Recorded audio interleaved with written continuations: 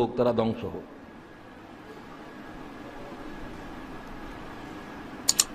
কারা ধ্বংস হোক? আমার আব্বা আম্মা আপনার উপরে কোরবান হয়ে যাক, তারা কারা? মালওয়ালারা ধ্বংস হয়ে যাক, মালওয়ালারা ধ্বংস হয়ে যাক, মালওয়ালারা ধ্বংস হয়ে যাক। কাল রাসূলুল্লাহ, মালওয়ালারা ধ্বংস হয়ে গেলে কেমন হবে? সব মালওয়ালারাকে আল্লাহ ধ্বংস করে দে, ইল্লা মান ক্বালা হাকাযা ওয়া হাকাযা ওয়া হাকাযা। ওই মালওয়ালারা ছাড়া যারা সম্পদের শুধু বন্টন করে, এটা গরিবদের জন্য, এটা আমার আত্মীয়দের জন্য, এটা আমার আওলাদদের জন্য, এটা আমার অমুকের জন্য, ঠিক কিনা? এটা মসুদের জন্য, এটা মাদ্রাসার জন্য। ইল্লা মান ক্বালা হাকাযা ওয়া হাকাযা ওয়া হাকাযা ক্বালা রাসূলুল্লাহ। সব মাল শুধু আমার আমার আমার না, এই মাল গরিবের জন্য, এই মাল মসজিদের জন্য, এই মাল আমার আওলাদের জন্য, এই মাল অসুস্থ মানুষের জন্য, এই মাল আল্লাহর হাজার হাজার গোলাম বন্দীদেরকে মুক্ত করার জন্য, ঠিক কিনা? মালের কি জমা করতে হবে না বন্টন? তাদের উপর রহম করো। প্রত্যেক জুমাবারে অন্তত কিছু না কিছু হাত দিয়ে উঠাইতে হবে।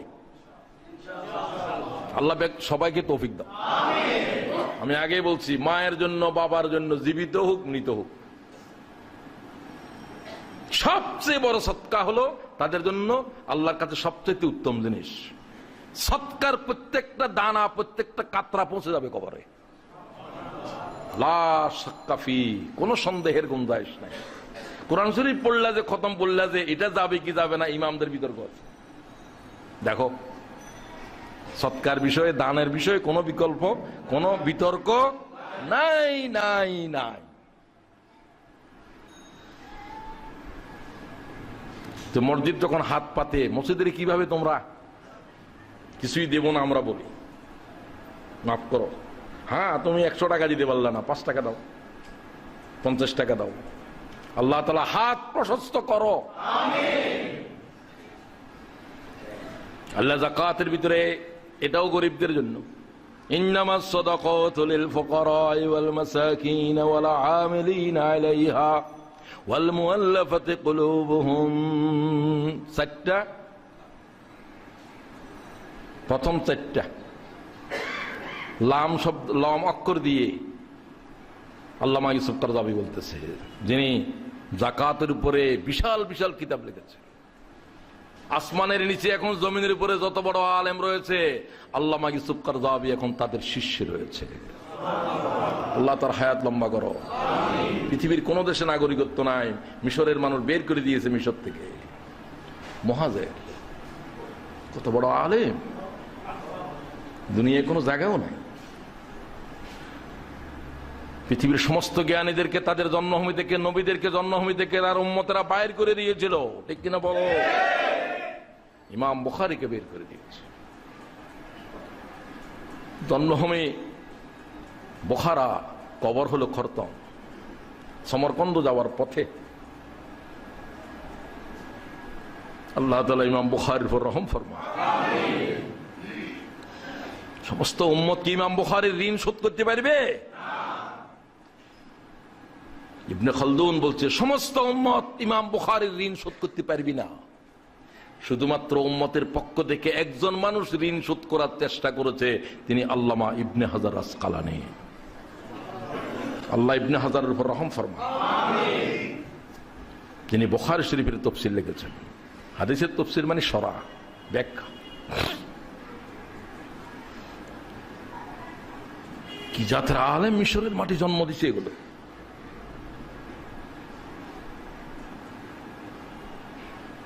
এই লাম দিয়ে মানুষ, এদের জন্য, এদের জন্য, এদের জন্য, এদের জন্য, ফুকারা, মাসাকিন ওয়াল আমিলিনা আলাইহা, যাকাত যারা সংগ্রহ করে। ইসলামী রাষ্ট্রের সবচেয়ে বড় মিনিস্ট্রি হবে যাকাত মিনিস্ট্রি, যেখানে সবচেয়ে বেশি লোক, সবচেয়ে বেশি। যাকাত মিনিস্ট্রি হলো যে, এটা ফাইন্যান্স মিনিস্ট্রি, নাম হলো যে ফাইন্যান্স মিনিস্ট্রির নাম কি হবে? যাকাত মিনিস্ট্রি। এই সমস্ত যাকাত মিনিস্ট্রির বেতনও এখান থেকে। বাংলাদেশের ব্যাংকে যে পরিমাণ এখন অর্থ সম্পদ মুসলমানদের জমা আছে, এটা যদি নেওয়া হয় তাহলে 3000 কোটির উপরে শুধু এক বছরে জাকাত সংগ্রহ হবে। এরকম 5 বছর নেওয়ার পরে কি বাংলাদেশের দারিদ্রতা থাকবে?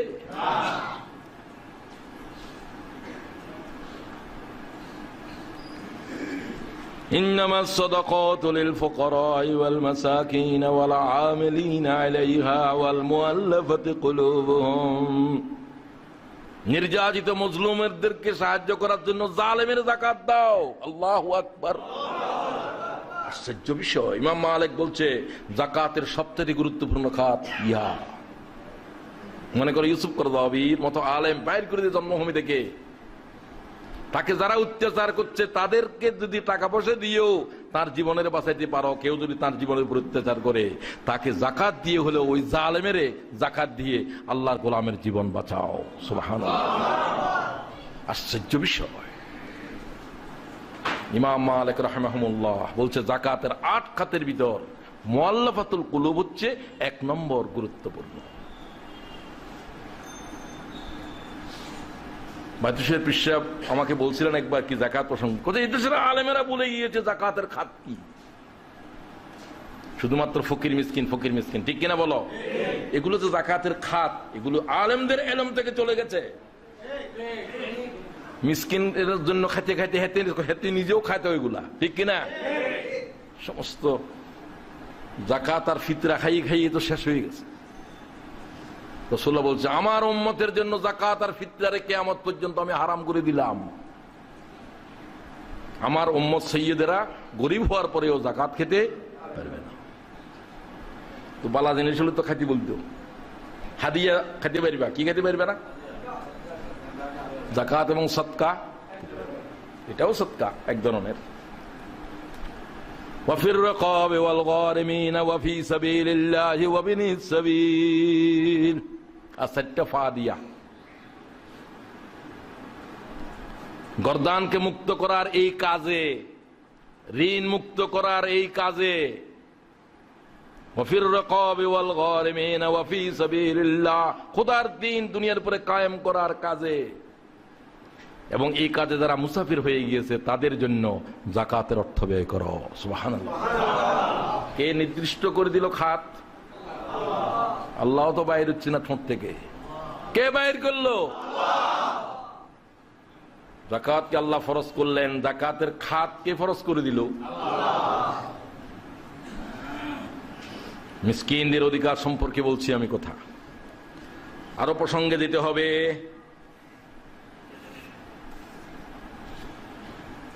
عن أبي سعيد الخدري رضي الله تعالى عنه عن النبي صلى الله عليه وسلم احتجت الجنة والنار। জান্নাত এবং জাহান্নামের ভিতরে ঝগড়া শুরু হয়েছে। কার ভিতরে?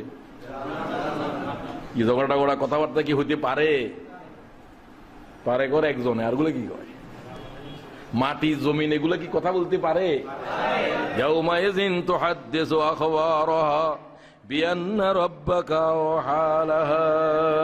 তোমরা দেখবে জমিন কিভাবে কথা বলে কিয়ামতের মাঠে। আল্লাহ কয় কথা বল, কে কি করেছিল জমিনের উপরে কথা বল। আল্লাহু আকবার। সমস্ত জমিন দাঁড়িয়ে যাবে। কোন রাইফেল কোন অস্ত্র দিয়ে আল্লাহর কোন গোলামের উপর আঘাত করেছিল, আজ অস্ত্র তোর বিরুদ্ধে খাড়া হবে কিয়ামতের মাঠে। কোন হাত দিয়ে আঘাত করেছিল, তোর অঙ্গ তোর বিরুদ্ধে সাক্ষ্য দেবে কিয়ামতের মাঠে। আল-ইয়াওমা নাখতিমু আলা আফওয়াহিহিম ওয়া তুকাল্লিমুনা আইদিহিম ওয়া তাশহাদু আরজুলুহুম বিমা কানু ইয়াকসিবুন। আল্লাহু আকবার। আমার শরীর আমার বিরুদ্ধে সাক্ষী হবে কিয়ামতের জমিনের উপরে। কি হারাম মুখ দিয়ে খেয়েছিলি, আর তোর পেট কথা বলবে, তোর জিহ্বা কথা বলবে। তাহলে জান্নাত জাহান্নামও কথা বলতে পারে কিনা? فقالت النار في الجبارون والمتكبرون।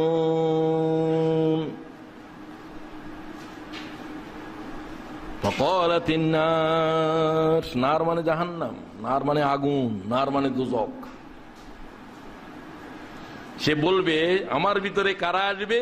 জব্বারুন ওয়াল মুতাকাব্বিরুন, অহংকারী দাম্ভিকেরা আমার ভিতরে আসবে।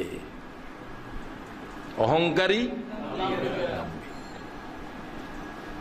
ওয়াকালাতিল জান্নাতে ফিয়া যুআফা ওয়াল মাসাকিন, জান্নাত বলল আমার ভিতরে গরিবেরা আসবে। কারা? মজলুমেরা আসবে।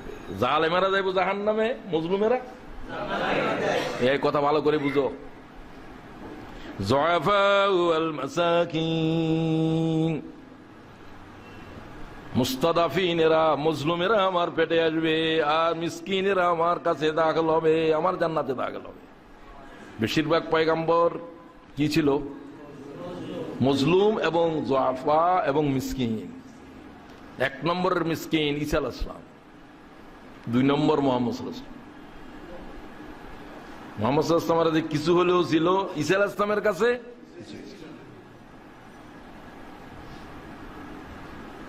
ইয়াহতাজ্জু ইয়াউমাল কিয়ামাতি বিআরবাআতি আনফুস আলা আজনাসি আনফুস।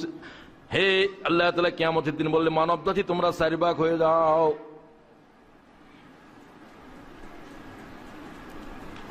কেন নামাজ পড়ো নাই, কেন এটা করো নাই? এই 4 কারণে মানুষেরা অজুহাত দেয়। বেশি ব্যস্ত ছিলাম, জায়গা জমিন টাকা জমিন হাবি যাবি, ব্যস্ত, ঠিক কিনা বলো? সময় নেই। তোমার কি হয়েছিল? অসুস্থ, 2 কারণ। তৃতীয় কারণ কি ছিল? কয়ে আমার গরিব নাই, পেটে ভাত নাই, কি নামাজ টামাজ, গরিব ফোকারা। তোমার কি? আমি তো চাকরি বাকরি করেছি, আমার ছুটি দেন না, ছুটি আছে না আমার আরেকজনের অধীন। ইয়াহতাজ্জু ইয়াউমাল কিয়ামাতি বিআরবাআতি আনফুস আলা আজনাসি আনফুসিহিম মিনান নাস। মানব জাতির কি আল্লাহ তাআলা 4 ভাগে বিভক্ত করবে কিয়ামতের জমিনের উপরে। কারণ মানুষের যত অজুহাত আল্লাহ দিন না কাজ না করার জন্য, কয়টা? 4 পয়গম্বর বলে তোমরা 4 দলের ভিতরে খাড়া হও। আলাল আগনিয়া সুলাইমান ইবনে দাউদ, সম্পদশালী, টাকা পয়সা, ব্যস্ততা, জায়গা জমিন বেশি, বেশি দোকান, বেশি মকান, 40 লাখ টাকা শুধু ঘর ভাড়া তোলে। বাবা, আর কি লাগে? ঠিক কিনা? আছে না নাই? তাদের মোকাবেলায় আল্লাহ তাআলা তামাম জগতের উপরে যার রাজত্ব চলছিল, জিন্নাতের উপরে যার রাজত্ব চলে, বাতাসের উপরে যার তক্ত চলে, আল্লাহু আকবার। কি জাতের বাদশা এটা? আমেরিকার বাদশার বাদশা আমেরিকার উপরে, এটা বাতাসের উপরে তার হুকুমত চলতেছে। সুবহানাল্লাহ। সাগরের মাছ যারে কর দে, জিন্নাতেরা যার হুকুম মানে। আল্লাহু আকবার। এই জাতের পয়গম্বর শুধু সুলাইমান আলাইহিস সালাম। আল্লাহ তাআলা রহম ফরমাও। আমিন। সমস্ত কীট পতঙ্গের বাসা যিনি বুঝে। আল্লাহু আকবার। সুলাইমান ইবনে দাউদ, বাপও পয়গম্বর, ছেলেও পয়গম্বর। বাপের তুন ফোলা বেশি বড় পয়গম্বর। বাপের নাম কি? এই কথা বলে না কেন? সুলাইমান আলাইহিস সালাম। 1 নম্বর, এই কিসের ব্যস্ততা ছিলি? এই ব্যক্তি জিন্নাতদেরকে কন্ট্রোল করেছে, বাতাসের উপরে তক্ত চলেছে, সাগরের মাছ, দরিয়ার প্রাণীরা পর্যন্ত যারা কর দিয়েছে। সুবহানাল্লাহ। তার রাজত্বের সীমা কত বড়! এর তুমি কি তুই বেশি ব্যস্ত ছিলি? কথা বোঝা যায় নাকি? আর বলতে পারিবে না কিসের ব্যস্ত তুমি, কয় দেওয়ানদারের সদগরি করো তুমি।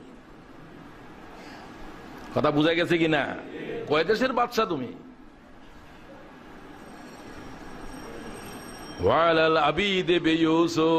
গোলামেরা দাঁড়া, যাদের ছুটি ছাটা নাই, আরেকজন চাকরি করতে, সমস্ত গোলামদের কে আল্লাহ তাআলা পেশ করবেন ইউসুফ আলাইহিস সালামের কাছে, যিনি মিশরের কারাগারে এই জাতের গোলাম, যে যারা কুপেতেন তুলি বাজারে বেচছে, যে এই জাতের গোলাম। সুবহানাল্লাহ। গোলামই তবে বাজারে তুল কিনে নিছে। আল্লাহ মিশরের কারাগারে যারা পয়গম্বরী দিয়েছে, কিনা প্রথম কারাগারের ভিতরে দাওয়াত দিয়েছে, ইয়া সাহিবাইস সিজিন, আরবাবুম মুতাফাররিকুনা খায়রুন আমিল্লাহুল ওয়াহিদুল কাহ্হার। সুবহানাল্লাহ গো। হে কারাগারের সাথীরা, দাওয়াত দিচ্ছে প্রথম। সাথে কে আছে? কয়েদি। সাথে কে আছে? ওয়ালাল আবিদ বিইউসুফ ওয়ালাল মারদা বিআইয়ুব। অসুস্থতার জন্য পারি নাই, ফেটে কামড়ানি, মাথার ধরা, আল্লাহ কয় সমস্ত অসুস্থতার ভিতরে সবচাইতে অসুস্থ পয়গম্বর আইয়ুব আলাইহিস সালাম খাড়া হয়ে যাও। সুবহানাল্লাহ। প্রায় 2 যুগের মতো যার সমস্ত শরীর খেয়ে ফেলছে পোকা, এই জাতের বসন্ত রোগীর মতো, এই জাতের অসুস্থতা নিয়ে আল্লাহ দিনের দায়ী, আল্লাহ তাআলা দিনের পয়গম্বরই চালাইতেছে। আল্লাহু আকবার। ওয়ালাল মারদা বিআইয়ুব। এই অসুস্থরা, তোদের কি হয়েছিল? নামাজে আসতে পারছ নাই, কি জাতের বেয়ারাম্যা তুই? আল্লাহ তাআলা অসুস্থ সমস্ত মানব জাতির অজুহাত পেশকারীদের মোকাবেলায় আইয়ুব আলাইহিস সালামকে পেশ করে দেবে। ওয়ালাল ফুকারা বিঈসা ইবনে মারইয়াম। ফকির মিসকিনদের মোকাবেলায় কারে পেশ করবে? বাপও ছিল না যে বাপের কোন সম্পত্তি পাবে, মাকেও আল্লাহর রাস্তার উপরে সদকা করা হয়েছে, ঠিক কিনা? মারও কিছু নাই, বাপ তো নাই। তাম জগতের উপরে ঈসা আলাইহিস সালামের একটা গাদা ছাড়া আর কিছু ছিল না। সুবহানাল্লাহ। এই জাতের মানুষ পয়গম্বরই চালাইছি বেটা। সুবহানাল্লাহ বিহামদি। আল্লাহর কি, আল্লাহ তুম কি ধরাতুন বাসা কি সোজা হবে? তোমার কাছে কোন এলেম বুদ্ধি আছে নাকি? খালি 40 জন পার করো, 30 জন পার করো, কি পার করো? কোন দরিয়া পার করো? কোন কর্ণফুলী নদী নাকি এটা? কিয়ামতের মাঠ। কয় হুজুর রাতে বয়াত হলে এক হুজুরে কয় একজনে 40 জন পার করিব, কি পাইছ? কি সমস্ত ভণ্ডামির কি অর্থ আছে? নবীদের পর্যন্ত জবান বন্ধ হয়ে যাবে আল্লাহর জাতের রাগ দেখার পরে। বিশুদ্ধ সনদে হাদিস বর্ণনা করতেছে, বলছে ইব্রাহিম আলাইহিস সালাম তো পয়গম্বর আল্লাহর রাগ দেখার পরে চোখের উপর হাত দিয়ে রাখবে, তাকাবার সাহস করবে। ইব্রাহিম আলাইহিস সালামের মতো পয়গম্বর, যে পয়গম্বরকে আল্লাহ প্রথম বস্ত্র পরানোর নির্দেশ দিবে, সমস্ত নবীরা পর্যন্ত উলঙ্গ অবস্থা উঠবে, শুধু রাসূলুল্লাহ সাল্লাল্লাহু আলাইহি ওয়াসাল্লামের সাথে সম্ভবত পোশাক থাকবে, সেটা আমি জানি না। সর্বপ্রথম বিশুদ্ধ সনদে হাদিস, আল্লাহ তাআলা আওয়াজ দিয়ে বলবেন ইব্রাহিমকে কাপড় পরাও। আল্লাহু আকবার। এরপরে হাদিসের লফজ, এর পরবর্তী অন্যের মর্যাদা, অন্যের মর্যাদা, অন্যের মর্যাদা, তুমি পর্যন্ত আসবে। হযরত আয়েশা বললেন, হুজুর আমি কি উলঙ্গ থাকবো? কয় হ্যাঁ, তুমি যে উলঙ্গ থাকবে আয়েশা, তোমার জানা থাকবে না। সুবহানাল্লাহ। এই জাতের ভয়ের ভিতরে থাকবে। আল্লাহ আমাদেরকে রক্ষা করো। আমিন। 40 জন 50 জনের বাহাদুরি, কি জাতের বেকুব! কার হাতে বায়াতবদ্ধ হয়েছে? সে নিজেও আদা, অন্ধের হাত ধরেছে, অন্ধ, ঠিক কিনা? নালায় ফরা ছাড়া কোনো উপায় আছে? অন্ধের হাত ধরেছে, অন্ধ।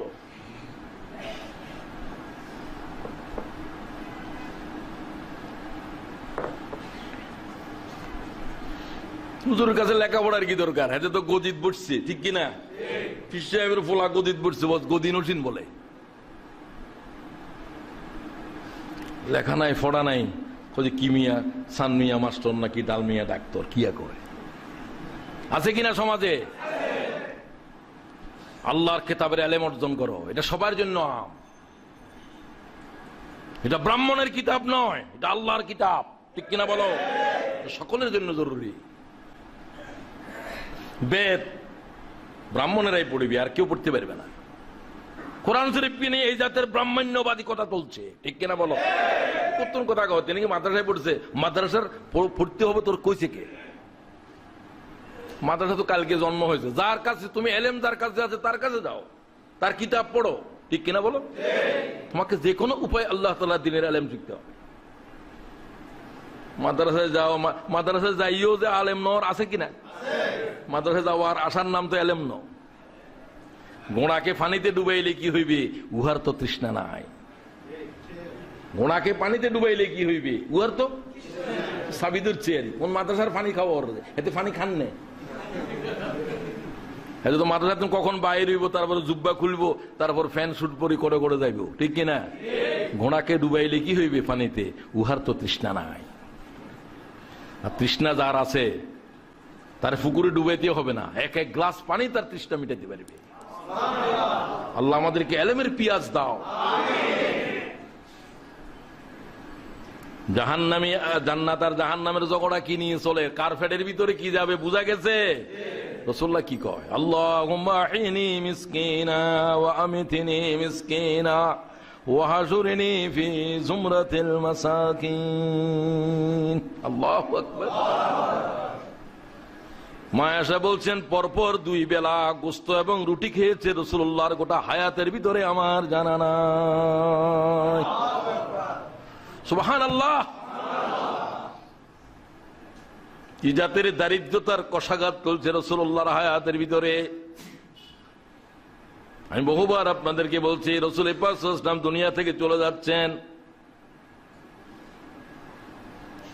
একটা তালি যুক্ত জামা গায়ের ভিতর আর পুরান একটি কাপড় পরিধানে।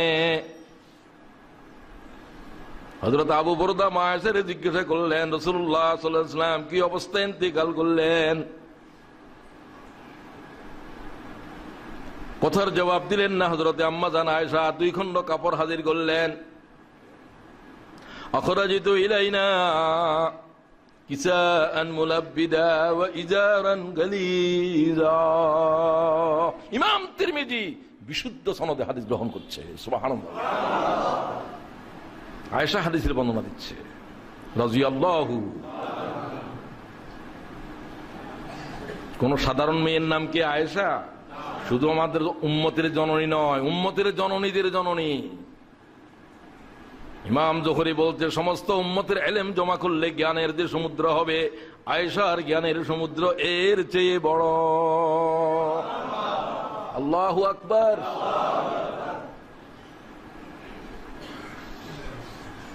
আখরাজিতু ইলাইনা কিসাআন মুলাব্বিদা ওয়া ইজারান গালিজা।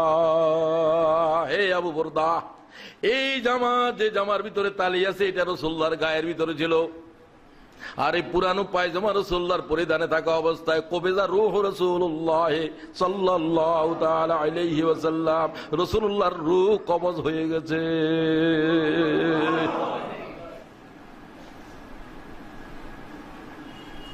মা তারাকা দিনারাও ওয়ালা দিরহামা ওয়ালা শাতাও ওয়ালা বাঈরা।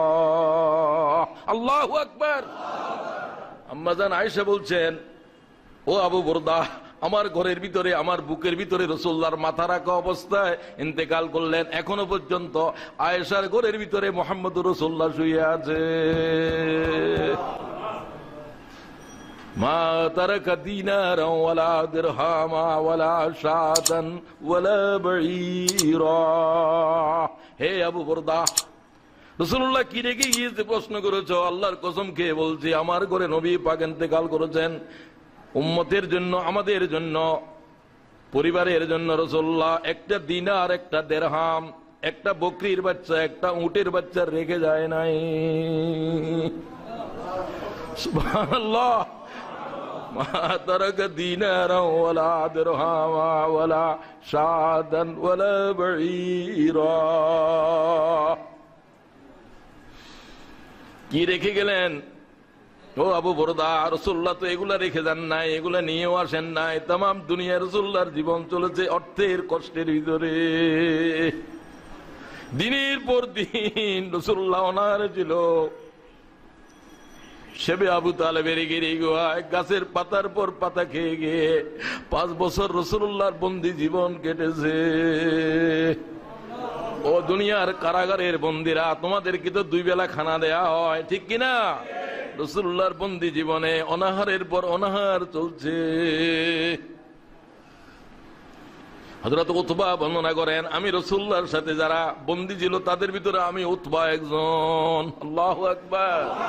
মা লানা তাআমুন ইল্লা ওয়ারাকাশ শাজার হাত্তা তাহাররাকাত আশদাকুনা।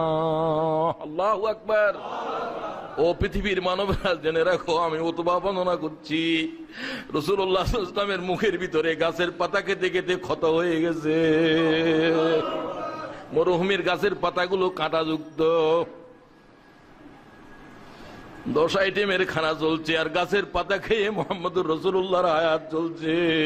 সুবহানাল্লাহ। আল্লাহ তাআলা আমাদেরকে দারিদ্রতার কষাঘাত দিও না, যদি দাও আল্লাহ সবর ইখতিয়ার করার তৌফিক দাও। মা লানা তাআমুন ইল্লা ওয়ারাকাশ শাজার হাত্তা তাহাররাকাত আসদাকুনা। হযরত উতবা বর্ণনা করছেন, গাছের পাতা খেতে খেতে সাহাবায়ে কেরাম সবচেয়ে বেশি কষ্ট পেতেন দুইজন আমাদের ভিতরে। একটা আবু তালিব, সবচেয়ে বয়স্ক মানুষ, হুজুরের চাচা, হুজুরের বাবার মতো, আর ছিল হযরতে খাদিজা। এই দুইজন সবচেয়ে সম্ভ্রান্ত। এই দুইজনের কষ্ট আমাদের হৃদয়ে বরদাস্ত হইত না। সুবহানাল্লাহ।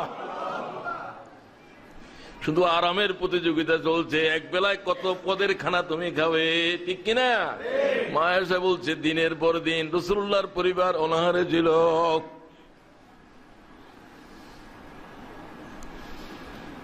সাহাবায়ে কেরাম মা আয়েশাকে জিজ্ঞাসা করলেন যে রাসূলুল্লাহর পারিবারিক ভাবে কিভাবে আপনারা চলতেন? তিনি বলেন, এই প্রশ্নকারী জেনে রাখো, আমি আল্লাহর কসম খেয়ে বলছি 1 মাস পর্যন্ত রাসূলুল্লাহর ঘরে আগুন জ্বলে নাই। আমি সাক্ষ্য দিচ্ছি।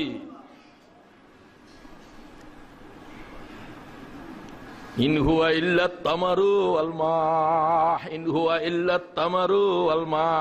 দুটো কালো জিনিস খেয়ে আমাদের জীবন কেটেছে, খেজুর এবং পানি। খেজুর 1 মাস এবং তার চাইতেও বেশি সময় পর্যন্ত আল্লাহর পয়গম্বরের, আমি একজন ঘরের ভিতরের মানুষ, আমি আয়েশা বলছি 1 মাস পর্যন্ত রাসূলুল্লাহর আগুন জ্বলে নাই। আল্লাহু আকবার। আল্লাহুম্মা আহয়িনি মিসকিনা ওয়া আমিতনি মিসকিনা ওয়াহজুরনি ফি যুমরাতিল মাসাকিন। নবী পাক আল্লাহর কাছে বলে, আল্লাহ আমারে সম্পদ দেওয়ার কোনো প্রয়োজন নাই, আমারে গরিব অবস্থায় রাখো, মিসকিন অবস্থায় রাখো। মিসকিন অবস্থায় দুনিয়ার থেকে উঠায় নাও, কিয়ামতের দিন মিসকিনদের দলের ভিতরে আমি মুহাম্মদের হাজির রাখো। হুজুর আপনার সাথে আপনার কিয়ামতের দিন আমরা কোথায় পাবো? আয়েশা জিজ্ঞাসা করে। হুজুর পাক বলেন, ফুকারাউল মুসলিমিন, গরিব মুসলমানদের জমাতের ভিতরে আমি কিয়ামতের দিন থাকবো। ইয়া পরওয়ারদিগার, আমাদেরকে রাসূলুল্লাহর জুমলার ভিতরে জায়গা দাও। আল্লাহুম্মা আহয়িনি মিসকিনা ওয়া আমিতনি মিসকিনা ওয়াহশুরনি ফি যুমরাতিল মাসাকিন। কারা আপনার সাথে প্রথম জান্নাতে যাবে? হুজুর বলছেন, আমি ছাড়া জান্নাতের কোড়ার উপরে, আমি ছাড়া আর কোন পয়গম্বরও জান্নাতের কোড়ার উপরে হাত দিতে পারবে না। আর আমার সাথে মুসলমানদের ফকির মিসকিনদের এক জমাত সর্বপ্রথম জান্নাতে দাখিল হবে। যাদেরকে আল্লাহ সম্পদ প্রাচুর্য দিয়েছে তারা তখন হিসাবের ভিতরে থাকবে, সম্পদের। আর মিসকিনদেরকে আল্লাহ তাআলা বিনা হিসাবে, কোন সম্পদের হিসাব ছাড়া তাদেরকে জান্নাতে দাখিল করবে। তাদের প্রতি আমাদের দায়িত্ব আছে কিনা? ফালাকতাহামাল আকাবা ওয়া মা আদরাকা মাল আকাবা। তোমরা তো দুর্গম গিরি পার হতে চাও না, খারাপ পথ তোমরা অতিক্রম করতে চাও না। You are unwilling to cross the mountainian way. তোমরা তো পাহাড়িয়া পথ অতিক্রম করতে চাও না। জান্নাতে যেতে হলে সমতল ভূমি নাই, পাহাড়িয়া পথ অতিক্রম করতে হবে। সুবহানাল্লাহ। ফালাকতাহামাল আকাবা ওয়া মা আদরাকা মাল আকাবা। তুমি কি জানো সে আকাবা কি? আল্লাহ প্রশ্ন করে, আল্লাহ জবাব দেয়। কে আল্লাহর প্রশ্নের জবাব দেবে? ফাক্কু রাকাবা আও ইতআমুন ফি ইয়াউমিন যী মাসগাওয়া। সেই দুর্গম কঠিন জান্নাতের পথ হলো মানবতার মুক্তির যুদ্ধ করা। সুবহানাল্লাহ। গর্দানকে আজাদ করো। হাজার হাজার জুলুমের উপরে মানব জাতির গর্দান নিচু হয়ে আছে। মাথা সোজা করার কোন উপায়?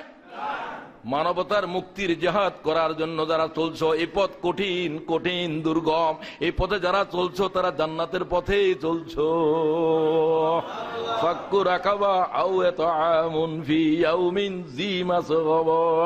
সে কঠিন পথ হচ্ছে যে ক্ষুধা পীড়িত অবস্থার ভিতরে দরিদ্র মানুষদেরকে যারা আহার দিল, মানুষদেরকে আহার দাও। আর যখন দুর্ভিক্ষ চলে তখন আহার দেওয়াটা আরো বেশি। أو إطعام في يوم ذي مسغبة يتيما ذا مقربة أو مسكينا ذا متربة। কি শব্দ আল্লাহ কোরআন শরীফে জমা করে! ধুলায় দূষরিত, মিসকিনান যা মাতরাবা, ধুলার ভিতরে, the poor in the dust, ইংরেজি করছে। ধুলার ভিতরে যাদের জীবন কাটে, যাদের প্রিয়জন পিচ ডালা কালো পথে, খোলা আকাশের নিচে যাদের রাত কেটে যায়, আল্লাহ তাদের কথা কোরআনে জিকির করে, সুবহানাল্লাহ। দুলার ভিতরে যাদের জীবন কেটে গেছে, মাথা গুঁজার যাদের জায়গা নাই, আল্লাহ কো তাদের রিজিকের জন্য যারা জিহাদ করো, আমি তাদেরকে বলছি তোমরা জান্নাতের কঠিন পথে চলছো, সুবহানাল্লাহ। তোমার তো খবরই নেই জান্নাতের পথ। কি যে আজগবি আজগবি কথা কো, কি যে রসুলের এশকের বয়ান করো, কোরআন শরীফের আয়াত দিয়ে কথা বলবি, জাহেলের বাচ্চা। ফাক্কু রাকাবাতিন আও ইতআমুন ফি ইয়াউমিন যী মাসগাবা ইয়াতীমান যা মাকরাবাতিন আও মিসকিনান যা মাতরাবা। সুবহানাল্লাহ। আল্লাহ কয় ধুলা পীড়িত, যাদের মাথা গুজার কোনো ঠাঁই নাই, যাদের আগামীকালের আহারের কোনো ব্যবস্থা নাই, তাদের মুখে অন্ন তুলে দেওয়ার জিহাদ করো। ঠিক কিনা বলো? এই সম্পদের মালিকগণ যদি তাদের কাছে তাদের পাওনা আদায় না করো, তাহলে সম্পদের তোমাদের গুদাম তারা একদিন ভেঙে ফেলবে। ঠিক কিনা? ভেঙে ফেলবে। যে সমাজ ব্যবস্থা, যে কৃষক খাদ্য উৎপাদন করে তার বাচ্চারা অনাহারে থাকে, ঠিক কিনা? দালান তৈরি করলো 10 তালা, তার বাচ্চাদের জন্য মাথা গুজার ঠাঁই যে সমাজ করে দিতে পারলো না, এই সমাজ ব্যবস্থার ইট খুলে ফেলতে হবে। ফাক্কু রাকাবাতিন আও ইতআমুন যী মাসগাবা ইয়াতীমান যা মাকরাবাতিন আও মিসকিনান যা মাতরাবা। আমার দাদার কিচ্ছা বলতেছি নাকি? না, কোরআন শরীফের আয়াত পড়তেছি, সূরা বালাদ। তুমিও পড়ো। আজকে বাকি হকের দিকে যদি চললাম না, 2টা হক বর্ণনা করতে চাইছিলাম, আরগুলো সময় নাই। আল্লাহ তাআলা সময়ের আরো একটু লম্বা করো। আমি তো কিছু করতে পারছি না। যারা কাবুল জমা আদায় করেন নেই, কাবুল জমা আদায় করেন। আসসালামু আলাইকুম ওয়া রাহমাতুল্লাহ।